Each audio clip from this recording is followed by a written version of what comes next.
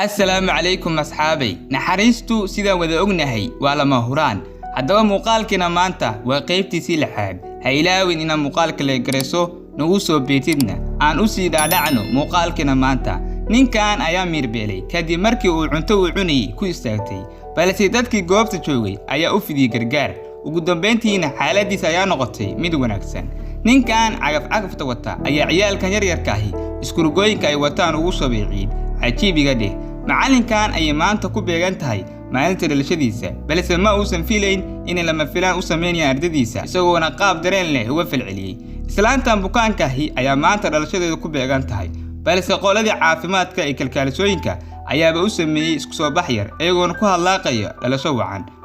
marka walaalka uu yahay midka ku dhiirigeliya cidna kama horsaagi karto riyadaada bal eeg cunugan yar qaabka quruxda leh uu dhiirigeliya walaashiis isagoona ku dhawaaqaya hore u soco aabbaay taaska inaba caadi ma ahan aan la jaasano odaygan iyo ninkan adna muuqaalka leegtiisa ku jaas okay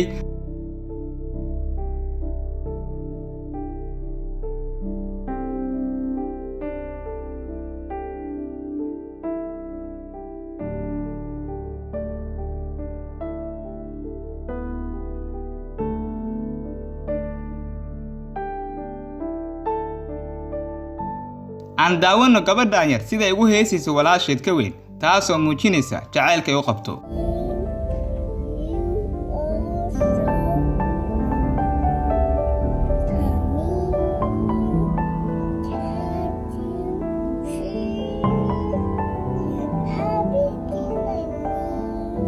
ninkan ayaa aad ugu mahadcelinaya waalidkiis dhibta iyo marxaladihii ay ka soo mareen isagoona markaan u godaya guri cusub bal eeg shucuurtooda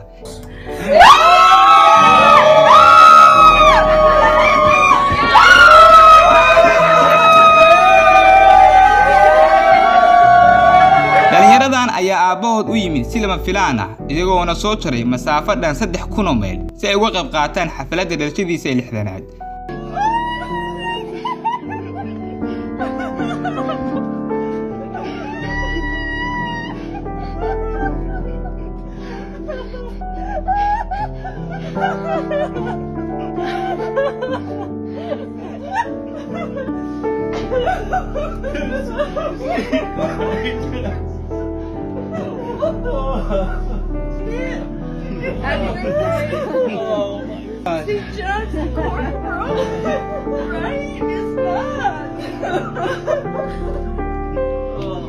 ninkan darbijiifkaahi ayaa halkan seexday maadaama hooy uu seexdo uusan haysan dhanka kalena jawiga ayaa u muuqda mid qabow dartiisna gacmaha iyo lugaha ayuu iskashtay balse gabadha ayaa u fidisay gargaar aan dhihi karno waa midka ugu wanaagsan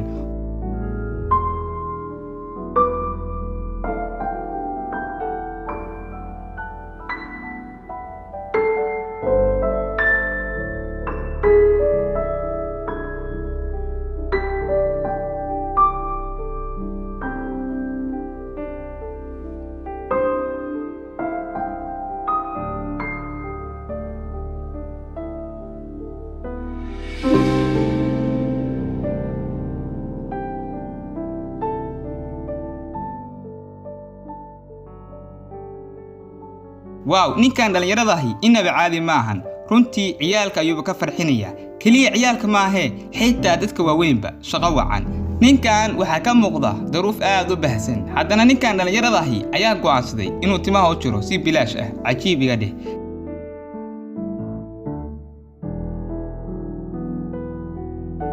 ninkan hooy la'aanta ah ee lagu magacaabo Chaco kaasoo u dhashay dalka Colombia ayaa kay u soo goday eegiisa kaasoo ku beegneed maalinta dhalashadiisa wuxuuna u dabaaldegayaa dhalashada eegiisa bal aragtidaada ka dhiibo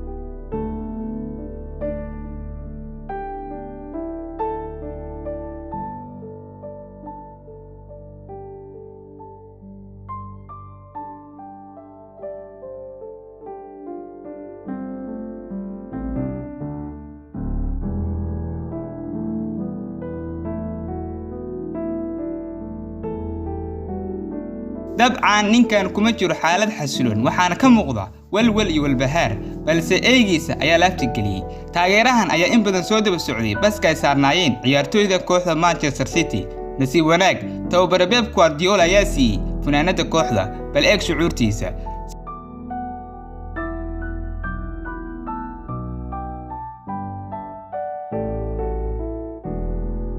sida aad u doonaysid raaxo ayay xayawaankuna u doonayaan bal eeg ficilka qurxoon uu sameeyay odaygan cajiibka ahi wuxuu ka soo degay gaarigiisa markuu arkay ninkan hooy la'aanta ah ee cagcad wuxuuna u bixiyay kabihiisa waa ficil aad u qurux badan dhalinyaradan ayaa soo ag fadhiistay ninkan hooy la'aanta ahi iyagoona bilaabay inay garaacaan gitaarka iyagoona qaadaya hees si dadka wadada maraya ee lacagta u siiyaan ninkan shaqo wacan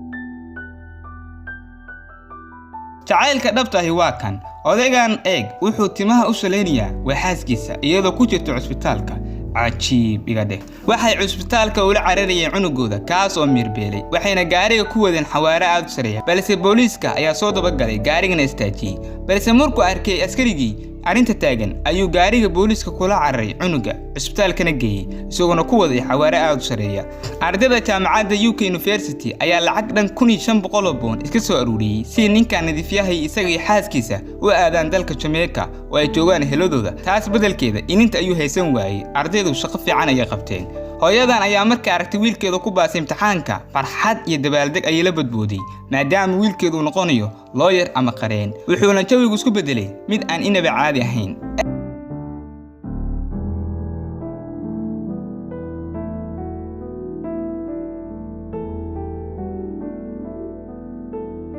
eegan waa mid kantarooliya xaaladda ay ku jiraan caruurtan isagoona mid u kortagaya waardiye iga dheh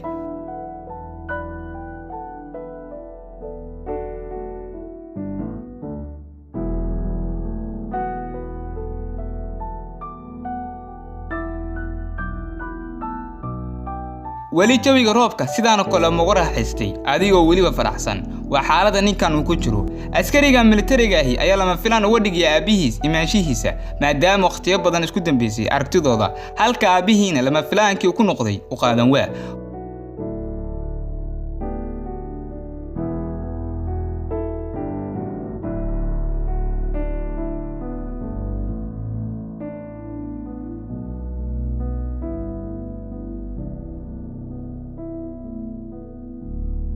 odaygan ayaa waxay ku noqotay arintan u qaadan waa markii uu ogaaday inuu noqday awoway bal eeg shucuurtiisa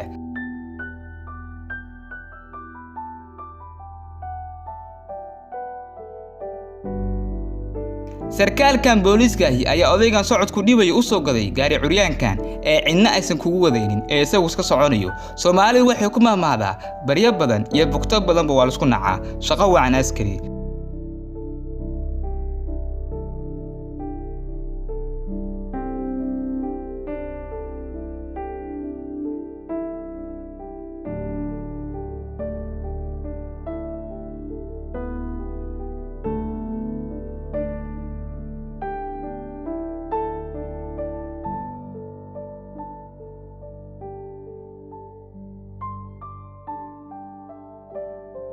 ninkan wuxuu taraqa ku soo qaaday shimbir aan wali ukun dilaacin bal ila daawo qaabka uu xanaaneeyo ilaa ay ka weynaato